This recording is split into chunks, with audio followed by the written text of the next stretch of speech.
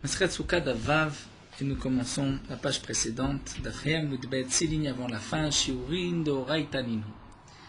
Donc là, la Gemara reprend la dernière phrase, cette mémora de Rabbi Chia Barashi au nom de Rav, que nous avons vu, c'est que les Shiurim, les mesures d'un kazaït, pour toute interdiction de la Torah, lorsque la Torah nous interdit de manger, c'est toujours un kazaït, le jour de Yom Kippourim, nous avons vu à la fin de Masret Yomas, Kotevet Agassa, comme le volume d'une date, Khatitsa, lorsque on va se tremper dans un mikvé, il ne faut pas qu'il y ait d'impureté collée au corps qui puisse faire écran entre la peau et l'eau, ou Mechitzim et les Mechitzot, comme nous avons vu à propos de la Souka, les Mechitzot de Shabbat, dit Fachim de haut, ceci est considéré comme un mur, comme une paroi.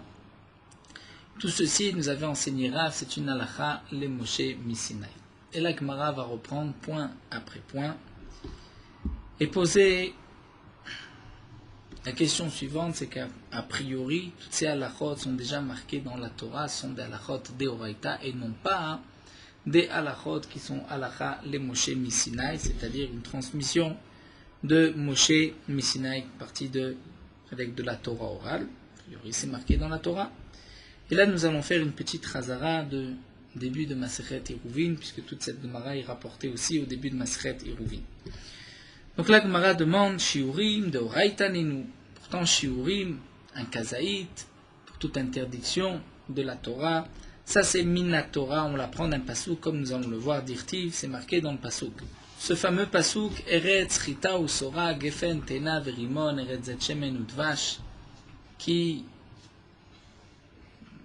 rapporte tous les 7 fruits, on appelle les 7 fruits d'Eretz Israël, c'est-à-dire Eretz, une terre de chita, de blé, ou sora et d'orge, Gefen, de vigne, du raisin, Teena, de la figue, Rimon, la grenade, Eretz et Shemen, une terre où coule, une terre où il y a de l'huile d'olive ou de vache, et coule aussi le miel. Le miel, c'est tout ce qui est doux, qui est matok, qui est appelé miel dans la Torah, c'est pas le miel des abeilles, comme nous connaissons le pasuk Kichol Seor Vechol Devash, le Taktiru Mimenu Ishel Hashem, l'interdiction de brûler sur le misbéar du Dvash. Ce n'est pas seulement du miel, mais c'est toute chose sucrée, toute chose douce, dont les Tmarim, les dates, puisque ici le Dvash fait allusion aux dates. Donc ce pasuk qui rapporte le Shfar, c'est-à-dire on loue Eretz Israël, qui est une terre qui produit ces 7 fruits. Mais là, Rav Hanin nous enseigne que le Kol HaPasuk Azeh les Shiurim Neemar, c'est-à-dire que le Pasuk vient nous dire la chose suivante, comme l'explique ici Rashi. La Torah vient nous parler du Shvar de Eretz Israël ou Eretz Israël, puisque même dans tous les dinim que nous allons voir, les Shiurim de la Torah, on apprend le Shiur par rapport, la Torah fait référence aux fruits d'Eretz Israël. Et la Gemara va expliquer Chita, c'est-à-dire Chita, le blé. Le blé fait allusion à quel shiur? Les bêtes hamenuga. Dans une maison où il y a un bouton de lèpre, c'est marqué dans la Torah, tout celui qui rentre dans cette maison deviendra impur. La maison est impure puisqu'il y a des boutons de lèpre dans cette maison. Et nous avons une halakha, puisqu'il y a 2 psukim dans la Torah. La Torah nous dit Abba el Abayit Itma, tout celui qui rentre dans la maison sera impur. Et la Torah nous dit Ve'ochel babayit yichabez begadav, celui qui mange dans cette maison devra laver ses habits, c'est-à-dire ses habits sont impurs. Ce n'est pas que lui, mais aussi ses habits. De toutes les manières, ses habits sont impurs puisqu'ils sont aussi rentrés dans la maison. Donc la Gemara va nous expliquer qu'il y a en vérité 2 notions. Abba el Abayit, c'est-à-dire tout celui qui rentre. Donc un homme qui rentre dans cette maison devient impur automatiquement. Maintenant, ses habits, tout dépend s'ils sont rentrés comme un homme rentre dans cette maison, ou bien s'ils sont rentrés en tant que habit de la personne qui est rentrée dans la maison. Et donc voici la différence. Lorsque quelqu'un rentre dans une maison où il y a un bouton de lèpre, la maison est impure, et que lui porte ses habits sur lui-même, donc il est habillé de ses habits, là les habits ne seront impurs que s'il est resté le temps de manger, nous allons voir le temps de manger, achilat pras, c'est-à-dire une quantité de pain. Mais si il a ses habits dans les mains, et il porte ses habits, dans ce cas-là, ses habits sont rentrés au même titre que lui, et donc ses habits sont impurs immédiatement. Donc l'homme, dans tous les cas, est impur immédiatement, mais ses habits, tout dépend. S'il les porte dans ses mains, eh bien ses habits sont impurs immédiatement. S'il est habillé de ses habits, c'est seulement lorsqu'il est resté le temps de manger une certaine quantité de pain que nous allons voir. Donc le din de Chita. Le blé, c'est par rapport au Bet Amenuga, à cette maison où il y a un bouton de lait. Detnan, c'est marqué dans la Mishnah. Hanichnas, le Bet Amenuga, celui qui rentre dans une maison où il y a un bouton de lait, donc une maison impure, Vekelaval Ketefav. Et il a ses habits sur ses épaules. C'est-à-dire, il n'est pas habillé, il les porte sur ses épaules. Vesandala Vetabeotav Beyado. Bien ses sandales, ses chaussures et ses bagues dans sa main, à l'intérieur de sa main. C'est-à-dire là, les bagues, c'est comme les chaussures, c'est-à-dire il les porte dans la paume de sa main et non pas sur ses doigts. À ce moment-là, lui est impur puisqu'il est rentré dans cette maison. Ses habits sont aussi impurs. Ses bagues sont impures puisqu'elles sont rentrées aussi. Les habits sont rentrés dans cette maison. Tmei, miyad, immédiatement. Et la Mishnah continue et nous commençons d'avant. Haya levush kelav et sandalav beraglav. S'il était habillé, kelav, ses habits. C'est-à-dire, il porte ses habits, il est habillé de ses habits. Les sandalav beraglav et ses chaussures sont à ses pieds. Vetabeotav beetzbeotav. Et ses bagues sont sur ses doigts. Dans ce cas-là, hutame miyad. Lui est impur immédiatement, puisque la Torah a dit tout celui qui rentre à Baal Baititma, lui il est rentré. Mais vehen théorim, les habits sont purs, hachish, et jusqu'au moment où il va rester, birde achilat pras, le temps de manger pras. Donc pras, c'est la moitié d'un pain. Le pain qu'on va utiliser pour le hérouv, qui contient 2 séoudot, c'est-à-dire l'équivalent de 2 repas. Et Rashi avait expliqué, 2 repas, c'est 8 betsim, et l'équivalent de 8 œufs. Et pras, la moitié, donc c'est une séouda, l'équivalent de 4 œufs. Si quelqu'un va manger donc une quantité de pain, donc là ici, s'il est resté dans cette maison, le temps de manger une quantité de pain, pras, la moitié de ces 2 pains, c'est-à-dire la moitié de ce grand pain qui contient 2 séoudot, à ce moment-là, ses habits sont aussi impurs, puisque la Torah dit ve'aochel babait, c'est-à-dire non pas celui qui mange, mais celui qui reste le temps de manger. Rashi nous rapporte, Torah de Kohanim, d'où est-ce qu'on sait que ce n'est pas celui qui mange. C'est, puisque la Torah répète 2 fois Ichabez Begadav, donc en fin de compte, ce n'est pas celui qui mange ni celui qui dort, mais celui qui reste le temps de manger. Kedé Achilat Pras, à ce moment-là, il devra laver ses habits. Donc là, le shiur, c'est de quel pain il s'agit? Patritim, c'est un pain de blé. Le pain de blé se mange plus facilement que le pain d'orge. Donc patritim velo patseorim, mesev, aussi dans le cas où il est accoudé, c'est-à-dire il est occupé à manger, il n'est pas préoccupé par d'autres choses, donc il mange plus vite. Veochel beliftan, il mange ce pain accompagné avec un autre aliment qui accompagne ce pain. Donc dans ce cas-là, il va le manger plus vite. Ça, c'est le shiur qui est d'Achilat Pras. Donc on voit que la Torah, lorsqu'elle nous marque Chita, c'est par rapport au din du pain de Achilat Pras, c'est du pain de blé. Et donc le pasuk vient dire, regarde Eretz Israël, puisque tous les shiurim de la Torah font référence aux 7 fruits qui poussent en Eretz Israël. Seora, l'orge. Ditnan, c'est marqué une halakha à propos de Touma. Etzem kaseora. Lorsque nous avons un os d'un mort, sans chair. Keseora, lorsque c'est le volume d'un grain d'orge, metame bemaga ou bemassa. Cet os rend impur bemaga si on le touche ou bemassa si on le porte, même sans l'avoir touché. Ve'eno metame be'oel, mais il n'y a pas d'impureté de oel, puisque pour l'impureté de oel, il faut qu'il y ait un kazaïd de chair, ou bien, dans les eaux, comme Rachid nous dit, rov, minyan, ou bien la shidra, gulgolet, vers le crâne, ou la colonne vertébrale, ou la majorité des membres de l'homme. Mais en tout cas, s'il y a juste etzem kaseora, c'est-à-dire un os, l'équivalent d'un grain d'orge, il y a une impureté bemaga ou bemassa. Donc on voit que l'orge fait référence au dîme de Touma.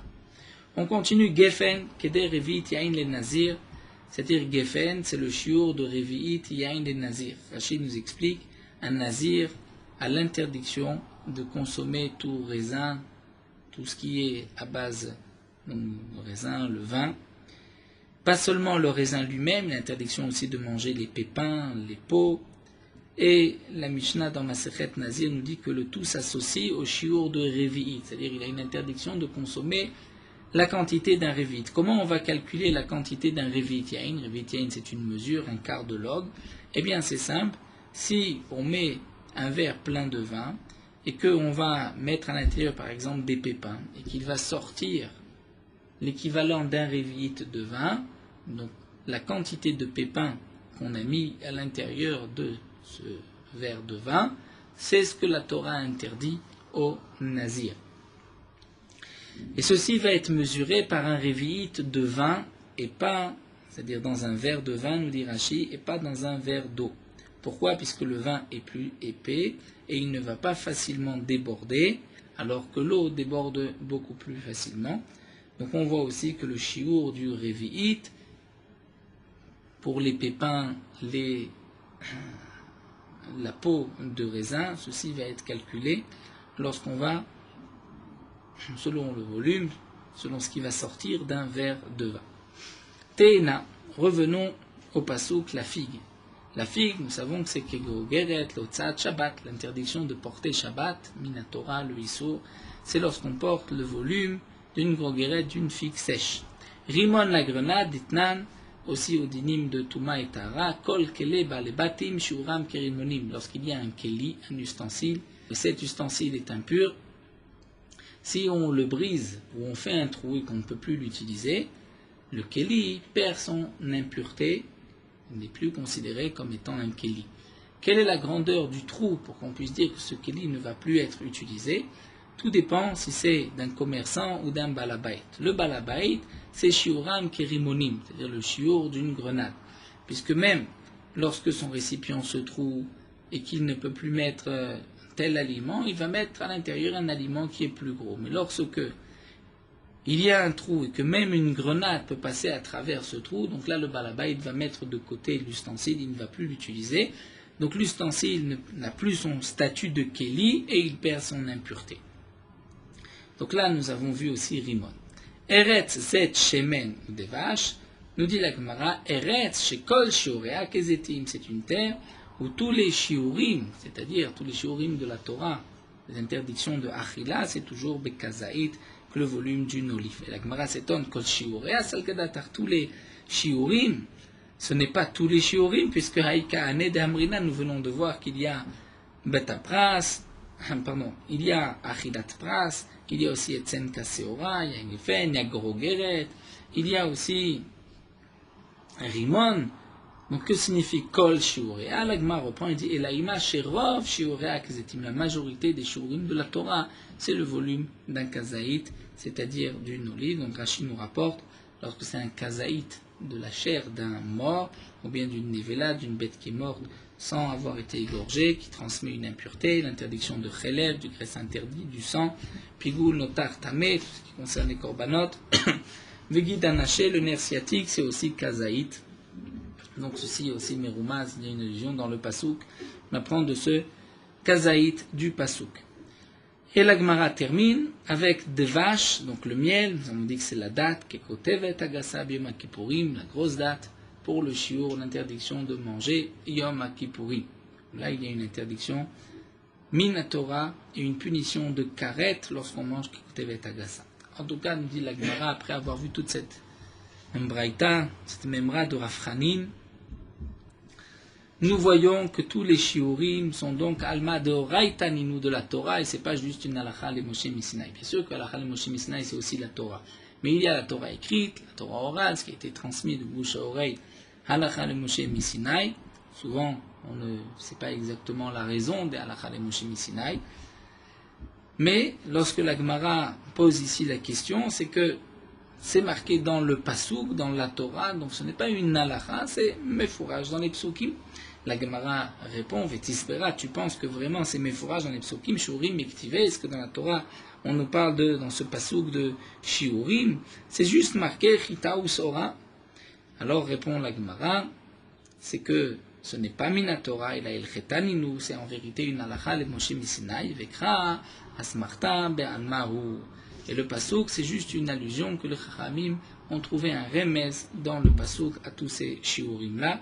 Donc nous avons répondu, le premier din de shiurim est effectivement une halakha le Moshe Misinaï pour tous les shiurim de Kazaï, de Tevet Agassa et les autres shiurim que l'Agma a rapportés, mais les Chachamim ont trouvé une allusion dans le pasouk. L'Agmara continue. Nous avons dit que Chatzitzim, la Chatzitza au moment de la Tvila, c'est aussi une halakha le Moshe Misinaï. Pourtant, demande l'Agma Chatzitzim de Oraïtaninu, dirtiv minatora, dirtiv c'est marqué Verachatz. Le pasouk nous dit Verachatz, donc l'homme impur, Verachatz et besaro bamaim vetaer, il va se laver donc son corps dans de l'eau, c'est-à-dire il va se tremper dans un mikvé, et il deviendra pur, il retrouvera sa pureté.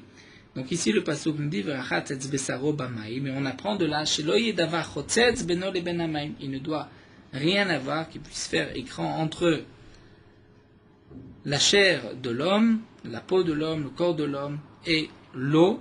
Donc il ne doit pas y avoir de chatzitza, d'impureté, de choses collées au corps. Alors la Gemara répond, c'est vrai que c'est minatora, mais qui a teil cheta les saharot. La halacha, c'est par rapport au din des saharot, des cheveux. Kede Rabba Babachana, comme l'enseignait Rabba Bachana. Dans le pasouk, on parle du corps, c'est-à-dire de la peau. Ici, il y a un chidouj dans la Chal et Moshe Misinaï, même les cheveux. Damar Rabba Bachana, parce que Rabba Bachana a dit, Nima achat kishura chotzetzet. Si un homme a un cheveu, un homme, une femme qui doit se tremper dans un mikvé, a un cheveu, kishura attaché, donc un nœud sur lui-même, sur ce cheveu, chotzetzet, et bien sûr, lorsque la personne est makpida, comme nous allons le voir, elle ne veut pas avoir les cheveux mêlés, avoir des nœuds dans les cheveux. Donc, c'est une chatzitza, puisque l'eau ne peut pas pénétrer à travers ce nœud. Lorsqu'il y a chaloche, c'est-à-dire il y a 3 cheveux, et que le nœud est fait de ces 3 cheveux, là, enan chotzitzot, il n'y a pas de chatzitza, puisque à 3 cheveux, étant donné que le cheveu est dur, nous dit Rashi, et que à 3 cheveux, on ne peut pas faire un nœud bien serré, au point que l'eau ne peut pas passer entre le nœud. Donc, shalosh, il n'y a pas de chatzitza, mais shtaim, lorsqu'il y a 2 cheveux et qu'il y a un nœud avec ces 2 cheveux, eni yodea, je ne sais pas, dit Rabba Bachana. Donc, la Gemara veut répondre que la halakha, le Moshe Misinaï, c'est pour le din des cheveux. Effectivement, les cheveux, ce n'est pas marqué dans la Torah, mais c'est une halakha, le Moshe Misinaï, il faut faire attention qu'il n'y ait pas de nœud, pas de chatzitza. L'eau doit rentrer, pénétrer et toucher toute partie du cheveu. Alors la Gemara continue, nous dit, mais deoraïtaninu, c'est aroname deoraïtaninu. Les cheveux, c'est aussi deoraïta, dirtiv, puisqu'on apprend du pasouk, verachatz et besaro bamaim. Il devra se tremper et besaro, sa chair bamaim. Et le et vient rajouter, chaque fois que la Torah dit et, c'est et atafel le besaro. C'est-à-dire, le et, c'est ce qui est, nous dit Rachid, tafel d'avouk, qui est attaché à son corps. Il faut faire attention aussi qu'il n'y ait pas de chatzitza ou maïniou, de quoi il s'agit, qu'est-ce qui est tafel attaché à son corps, à sa chair, c'est ses haros, c'est ses cheveux. Donc, pourquoi une halakha le Moshe Misinaï? L'Agma répond qu'il y a tel cheta avec des Rav Yitzchak. La halakha, c'est pour cet enseignement de Rav Yitzchak. Rav Yitzchak a dit, et nous tournons la page. Dvar Torah, Mina Torah, c'est-à-dire, nous explique Rashi, la halakha le Moshe Misinaï. C'est que Rubo makpid alaf chotzet, si un homme a une chatzitza sur la majorité. Donc Rashi nous dit ici qu'il s'agit de Rubo, Rashi dit une majorité dans les cheveux, c'est-à-dire on va calculer les cheveux comme étant une partie à part du corps, et si la majorité des cheveux, par exemple, est salie avec de la boue, où les cheveux sont attachés, cheveux après cheveux, et que makpid alav, et qu'il ne veut pas que ça reste ainsi, donc la majorité des cheveux, ou d'après Tosfot, on va ajouter même la majorité du corps, les Shonim ne sont pas tous d'accord avec Rashi, donc ainsi il y a une majorité de chatzitza ou makpid alav, et que lui est makpid, il ne veut pas que cette chatzitza reste, il veut l'enlever, à ce moment-là, s'il doit se tremper, chotzet, s'il y a une chatzitza, il doit faire en sorte d'enlever la boue avant de se tremper.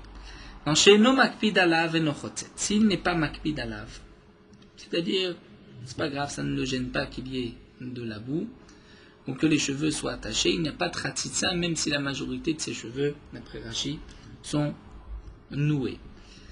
Seulement les chachamim ont fait une gzera, c'est-à-dire, de la halakha, le Moshe Misinaï, il faut 2 conditions pour que ça soit une chatzitza. Rubo, qu'il y ait un rov et que ce soit aussi makpid. Rubo ou makpid, là c'est chotzetz. Maintenant, si c'est rubo ve'eno makpid, il n'y a pas de chatzitza. Seulement les chachamim gazrou al rubo sheno makpid mishum rubo makpid. Les chachamim ont fait une gzera. Lorsque il y a la majorité des cheveux qui sont salis par de la boue, qui sont attachés, même si lui n'est pas makpid, mais les chachamim ont fait une gzera mishum rubo makpid. De peur qu'il risque de permettre un rov, même lorsqu'il va être makpid, même lorsque ça le dérange. C'est-à-dire que les chachamim vont dire, puisque rubo ha makpid, il y a chatzitza, donc s'il y a la majorité, même si ça ne te dérange pas, je fais une xéra de peur que tu te trompes et que tu penses que même quand ça te dérange, tu peux te tromper au migvé. Et il y a encore une autre xéra, al miuto ha makpid. S'il est makpid sur une minorité, là aussi, mishum rubo ha makpid, puisqu'il y a quand même la kpada qui ressemble. C'est-à-dire, le cas interdit par la Torah, c'est rubo et makpid. Alors si nous avons rubo, qui n'est pas makpid, ou miut qui est makpid, puisque ça ressemble sur un point à ce qui est interdit à la Torah, les chachamim ont fait une xéra et ont interdit. C'est pour cela qu'avant de se tromper dans le migvé, pour celui qui a une obligation, ou une femme qui a une obligation de tvila mina Torah, faire attention qu'il n'y ait aucune impureté sur le corps, même quelque chose donc qui soit sur une minorité du corps, bien sûr lorsque c'est makpid. Alors l'agma nous dit vilixar name al miuto sheno makpid mishum miuto a makpid. On devrait être gozer, aller plus loin, même si c'est sur une minorité. C'est-à-dire il y a un ou deux cheveux, d'après Rashi, et eno makpid, c'est-à-dire ça ne le dérange pas. Peut-être qu'on devrait faire une xéra, mishum miuto a makpid, pour ne pas ensuite permettre le miut sur lequel il est makpid, ou bien à cause name mishum rubo sheno makpid, puisque ça ressemble sur un point, donc miuto sheno makpid, on pourrait interdire, de peur qu'il va confondre avec rubo sheno makpid ou avec miuto a makpid, qui interdit midera banan. Et l'agma répond, ça c'est impossible, puisque higufa xera, vananikom nixor xera l'exera, le principe bien connu, lorsqu'il y a déjà une première xera midera banan, on ne va pas faire une autre xera pour ne pas transgresser ce qui est interdit midera banan. Les chachamim vont faire une barrière, vont dire on t'interdit cela, de peur que tu vas transgresser quelque chose qui est interdit par la Torah. Mais lorsque les chachamim nous ont interdit, faire maintenant une barrière à la barrière des chachamim, c'est-à-dire t'interdire cela, de peur que tu vas transgresser ce que les chachamim t'ont interdit. Et même si tu transgresses, en vérité, ce n'est pas en soi une interdiction, c'est de peur que tu transgresses aussi une interdiction de la Torah. Ça c'est trop loin, c'est xéra, les chachamim n'ont pas interdit. Donc, l'Agmara nous répond, c'est vrai que les dinim de Chatzitza sont marqués dans la Torah, à propos du corps, à propos même des cheveux, mais la halakha les Moshe Sinaï, c'est pour le din de rubo ou makpid alav. Donc lorsqu'il y a un mi'out qui n'est pas makpid, c'est-à-dire ça ne dérange pas, il n'y a pas de chatzitza, les chatrila dans toute villa, on fera attention qu'il n'y ait aucune chatzitza, mais rubo sheno makpid c'est midera banan, mi'out makpid c'est midera banan, rubo makpid c'est minatora, et mi'out sheno makpid, ceci est permis, mais le khatrida, donc on fera attention qu'il n'y ait aucune impureté, aucune saleté, et qu'il n'y ait aucune khatzitza. La Gemara termine, mechitzin, les mechitzot, hada ameran. Que signifient les mechitzot? Que c'est une halakha les Moshe Sinaï? C'est ce que nous avons dit à propos de la petite souka, que la souka doit faire au moins 10 tfachim de haut. Ça, c'est ce que nous avons enseigné, nous l'avons appris de halakha, les Moshe Sinaï. Les défanotes, le mur de la souka doit être au moins de 10 tfachim de haut. Seulement, nous dit la Gemara, cette halakha, les Moshe Sinaï de mechitzim, ça marche, Anichal et Rabbi Yehuda, d'après Rabbi Yehuda, puisque la conclusion de la Gemara dans le daf précédent, c'était que d'après Rabbi Meir, nous avons eu une source à propos des kérouvim, puisqu'il y avait sous les ailes des kérouvim, jusqu'au bas de la caporette, dit fachim, et la Torah emploie le terme de schar, sochachim bechanfer. D'après Rabbi Yehuda, on n'avait pas d'explication, la Gemara avait dit c'est halakha les Moshe Sinaï. Mais d'après Rabbi Meir Maïka Lemimar, je n'ai pas besoin pour cela d'halakha les Moshe Sinaï, je l'apprends d'un pasuk, et la Gemara répond Kateil cheta, legoud, velavud, vedofen akuma. D'après Rabbi Meir, la halakha les Moshe Sinaï des mechitzot, c'est pour les autres dinim que nous avons déjà vus en partie, que nous reverrons encore au long de Masechet Souka. Le din par exemple de goud asik et goud achit, c'est-à-dire lorsqu'on va prolonger le mur ou faire descendre le toit, comme on a vu Pitikra Yored Vesotem dans Masechet Eruvim, que la fin du toit, on peut le conseiller, se prolonge et il descend. Nous reverrons encore ces halachot là, la voûte, lorsqu'il y a moins que 3 tfachim, on considère que tout est fermé.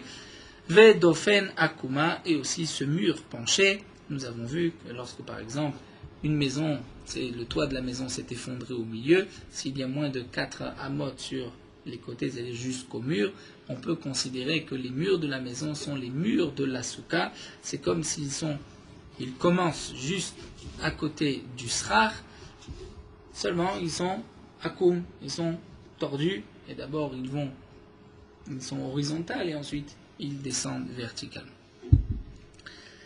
Nous reprenons la Mishnah, Veshen la shalosh defanot, et nous allons rentrer dans la soubia des 3 defanot. La souka doit avoir au moins 3 murs, 3 defanot. Nous allons voir quelle est la source, d'où est-ce qu'on sait, de quel pasouk nous savons qu'il faut 3 defanot. Et la Gemara nous rapporte tout d'abord cette fameuse halakha de Moshe Misinaï que nous allons voir, c'est que on n'a pas besoin vraiment de 3 defanot, même si nous avons 2 defanot, 2 murs, et le 3e ne fait qu'un tefar, c'est suffisant, et nous allons voir exactement où est-ce qu'il doit être posé ce tefar, ce dernier morceau de mur. Alors l'Agma nous rapporte une braïta Tanura Balan, Shtaim Kilil Khatan. Lorsque nous avons 2 murs, Kilil Khatan, c'est-à-dire, comme la halakha, nous avons un petit dessin dans Rashi, dire le mur forme un L, un Resh à l'envers.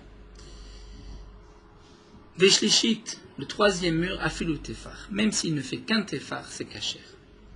Rabbi Shimon n'est pas d'accord. Rabbi Shimon pense, donc n'oublions pas, que la souka doit avoir au moins 7 tfarim sur 7 tfarim, environ presque 70 cm sur 70 cm, et un autre tefar de 10 cm qui va former le 3e mur. Nous verrons exactement où est-ce qu'il doit être posé. Rabbi Shimon n'est pas d'accord. Rabbi Shimon pense que shalosh kil khatan virvit afilu tefar. La Torah nous ordonne de mettre 3 murs, et le 4e, c'est suffisant même s'il ne fait qu'un tefar. Alors que d'après Tanakama, je n'ai pas besoin de 4e mur. 4e mur, c'est l'entrée. Il n'y a pas besoin de quoi que ce soit dans la 3e paroi, dans la 4e paroi de la souka. Lorsqu'on parle de mur, nous verrons aussi par la suite, le mur peut être aussi ouvert. Il peut y avoir une porte aussi dans ce mur. Bien sûr, il faudra qu'il y ait le shiur suffisant d'une porte. Nous verrons exactement quelle est la grandeur, quelle est la largeur de ce mur, combien de portes on peut mettre. Ceci sera développé par la suite. Alors la Gemara nous dit, quelle est la marloquette entre Rabbanan et Rabbi Shimon? Est-ce qu'il faut 2? Et la halakha, on nous rajoute un 3e tefar, ou bien il faut 2 murs, et le 3e mur ce n'est qu'un tefar, ou bien 3 murs, et le 4e ce n'est qu'un tefar. Alors la Gemara répond, Rabbanan savrait yesh em la masoret, et Rabbi Shimon savar yesh em la mikra. C'est-à-dire, M signifie l'essentiel. Est-ce qu'on tient compte de la masoret, ou bien on tient compte du mikra? Dans le Sefer Torah, nous avons que les lettres, et les nekudot, c'est-à-dire la ponctuation, n'est pas marquée dans le Sefer Torah. Donc il y a des mots qu'on peut lire d'une manière ou d'une autre. Prenons par exemple le cas dans la Torah, c'est marqué Basukot Teshvu Shivat Yamim. Basukot, c'est marqué Bet, Samer, Kaf et Tav. Il n'y a pas de Vav. Ça peut se dire Besukat au singulier ou Basukot au pluriel. Donc nous avons la Masoret, c'est-à-dire telle que Moshe Rabbeinu nous a transmis le Sefer Torah, c'est marqué sans Vav. Et nous avons le Mikra, tel qu'on le lit. Donc la Gemara nous explique la marloquette entre Rabbanan et Rabbi Shimon, c'est qu'est-ce qui est essentiel. Rabbanan savrait Yeshem la Masoret. Ramim pense que Yeshem, c'est l'essentiel, comme la mère, Ima. La Masoret, c'est la Masoret telle que la Torah nous a été donnée sans ponctuation. Et donc dans le pasouk, nous avons Basukot, Basukot, Basukot, c'est-à-dire 3 psukim. Basukot, Teshvu, Shivat, Yamim.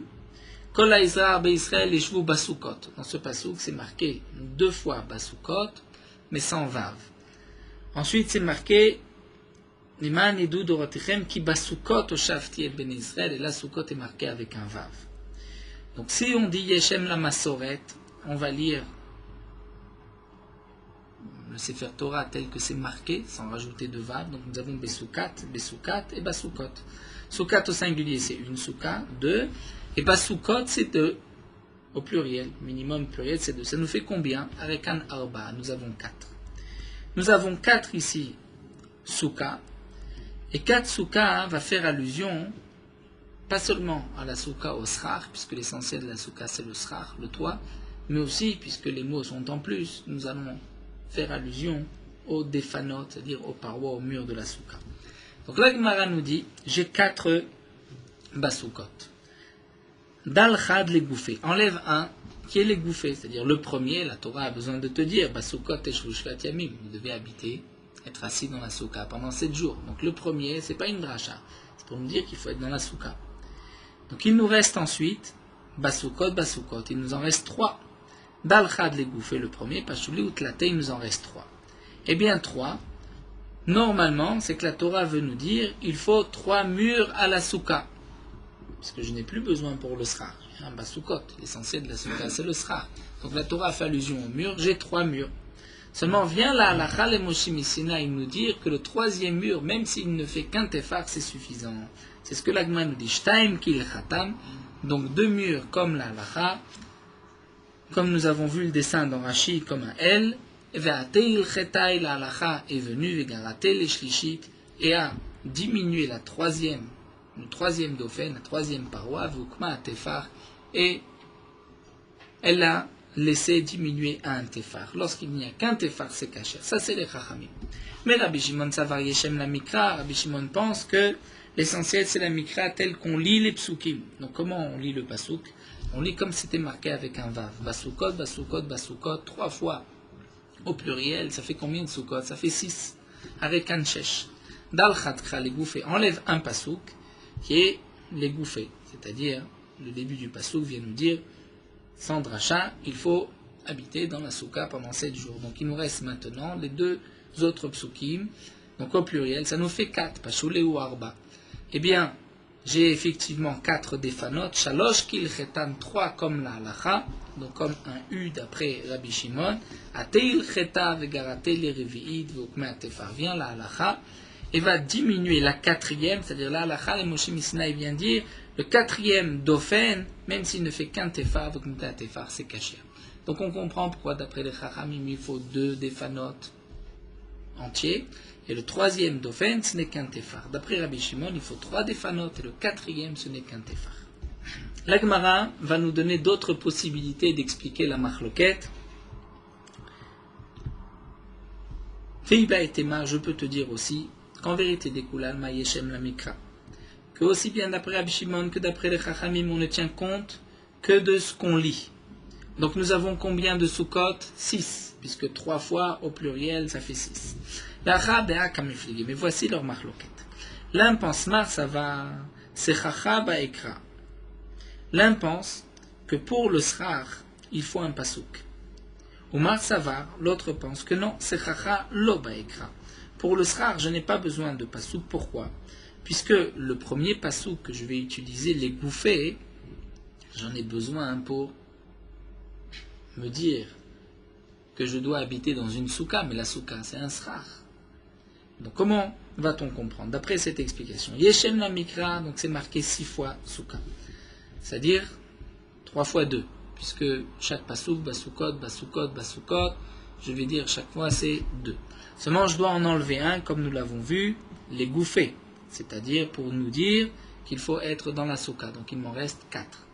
D'après les chachamim, j'ai besoin encore d'un pasouk qui va nous parler du srar. Donc il me reste 3.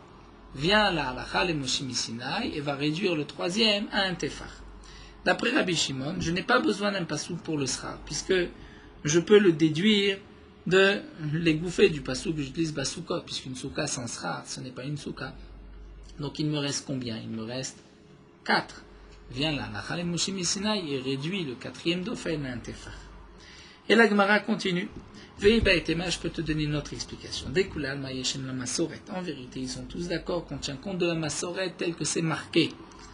C'est-à-dire, donc, basukot, comme c'était marqué basukat au singulier. Et ce n'est que le 3e basukot qui est au pluriel, ça nous fait en tout 4 sukot. Ve'acha be'aka mefligim. Donc on est obligé d'en avoir un, comme on avait dit, les gouffés. Donc il nous reste combien? Il nous reste 3 défanotes. Eh bien, l'un pense Marsava, qui a til cheta legara. Les Chachamim pensent que la halakha vient diminuer le troisième dofen. Ou Marsava, qui a til cheta le osif. Rabbi Shimon pense que non, la halakha vient rajouter. Il vient dire il faut, à part ces 3 défanot, rajouter encore un tefar. Encore une autre possibilité d'explication. Veiba et tema, en vérité, découle alma qui a til cheta legara. On peut dire que tout le monde est d'accord. Veyeshem la masoret, qu'on tient compte de la masoret. Seulement dans la masoret, c'est marqué Basukat, Besukat et Basukot, donc ça fait 4. On en enlève un, les gouffés, donc nous en avons que 3. Vient la halacha et la halacha enlève, diminue le troisième, donc ça nous fait 2 et un tefar. C'est vrai, mais ve'acha bedorshim trilot kamifligé. Ici la marloquette, c'est est-ce que le premier pasouk, est-ce qu'on est d'oresh ou on dit que c'est les gouffés, c'est pour nous dire qu'il faut être dans la souka. Eh bien, Marsavar, l'un pense que Dorshim Trilot, c'est-à-dire, d'après Rabbi Shimon, on est d'Oresh même le premier pasouk où c'est marqué Basukot, Besukat. Donc je vais dire que j'ai 4 fois dans la Torah Basukot, qui fait allusion aux 4 défanot, et donc la halacha vient diminuer le 4e. Seulement Marsavar, les Khamim pensent que En Dorshim Trilot, comme nous avons dit jusqu'à présent, qu'on prenait toujours un Sukat pour nous dire qu'il faut être dans la Souka pendant 7 jours. Donc il nous en reste 3. Vient la halakha de Moshe Misinaï, elle réduit le 3e dofen à seulement un tefar. Donc là la Gemara nous a donné plusieurs explications, comment comprendre la marloquette entre Rabbi Shimon et Rabbanan. Est-ce qu'il nous faut 2 défanot et le 3e c'est un tefar, ou 3 défanot et le 4e c'est juste un tefar. Et nous allons terminer avec une autre explication de Rav Matna. Rav Matna dit que Ta'ama de Rabbi Shimon c'est de ce passouk. Pourquoi d'après Rabbi Shimon on a besoin de 3 défanot et le 4e un tefar? Parce que nous dit la Gemara, nous dit Rav Matna, il y a un pasouk que nous avons déjà vu plus haut, Vesuka tiye letzel yoma, que la souka sera letzel, c'est-à-dire fera de l'ombre, yomam le jour, mechorev de la sécheresse du soleil, ou le marse, ceci servira de marse pour protéger, le mistor pour cacher, miserem ou mimatar, mimatar de la pluie, ou miserem du courant d'eau, du courant même de la pluie et de la force de la pluie.